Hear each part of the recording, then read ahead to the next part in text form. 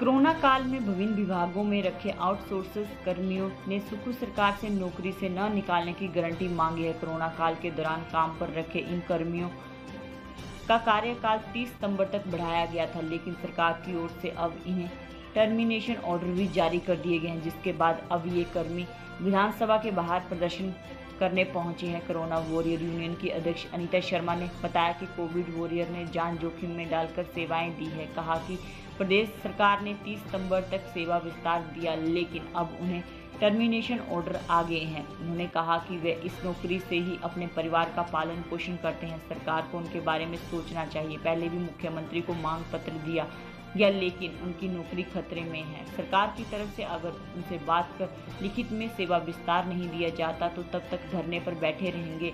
कहा कि corona warrior corona में बेगानों की लाशों को भी कंधा दिया। आज हमारी ही सुध सरकार नहीं ले रही।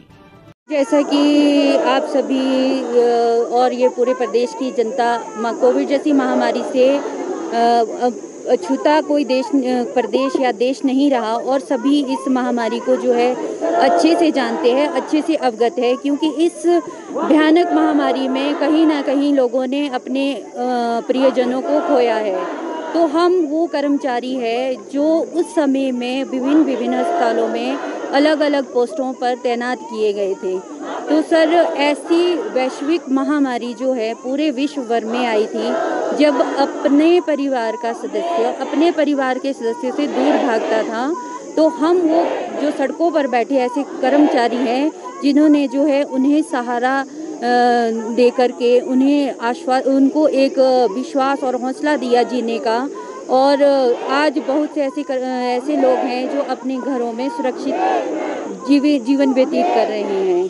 तो आज जो है सर, हम लोग अपनी जॉब को बचाने के लिए जो है सड़कों पर उतरे हैं, क्योंकि कोविड जैसी महामारी के समय में हम लोगों को कोविड वॉरियर का नाम दिया गया, हमें भगवान का दर्जा दिया गया। और सरकार क्या कह रही है? सर, सरकार की तरफ से जो है हमें टर्मिनेशन लेटर जो है घर घर पहुंचा दिए गए हैं।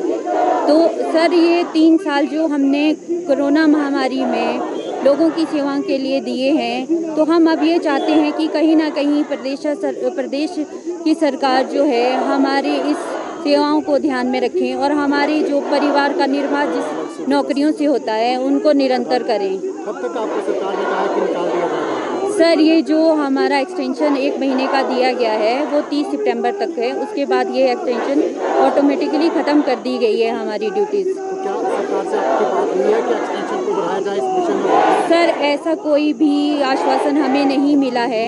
हम अभी 1 और 2 तारीख को सचिवालय के बाहर बैठे थे, तो वहाँ पर हमने अपना मांग जो पत्र है वो माननीय मुख्यमंत्री जी को सौंपा था।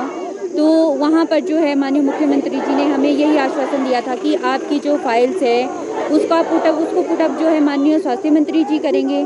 तो 3-4 दिन के बाद 5 दिन के बाद हम लोग वहाँ गए थे, तो हमें ना कोई लिखित ना कोई मौखिक आश्वासन हमें कुछ नहीं मिला है। अगर आपकी सेवाएं नहीं तो अगली रणनीति क्या है? देखिए सर, अगर हमारी सेवाएं निरंतर नहीं की जाती, हमें आज कोई आश्वासन नहीं मिलता है, तो हम यहीं पर जो है आप बैठे रहेंगे 1 दिन, 2 दिन, 3 दिन, क्योंकि ये जो है हमारी आजीविका का साधन है। और सर, मैं एक प्रदेशाध्यक्ष होने के नाते आज मुझे 10 दिन जो है मेरा ऑपरेट हुआ है और आज ही मेरे स्टिचेस रिमूव हुए हैं। तो उस स्थिति में भी जो है मैं अपनी जॉब बचाने के लिए यहाँ पर आई हूँ। तो आप ये समझ सकते हैं कि कितनी इम्पोर्टेंट जो ये जॉब हमारे लिए है। क्या 1 दिन की हड़ताल है? पूरे प्रदेश पर? देखिए सर, अगर हमारी जो है माननीय मुख्यमंत्री जी हमारा जो है मांग पत्र है हमने जो उन्हें पहले भी सौंपा है और जो हमारी मांग है उसमें लिखित आश्वासन देते हैं, तो हम ये हड़ताल आज ही पूर्ण कर देंगे।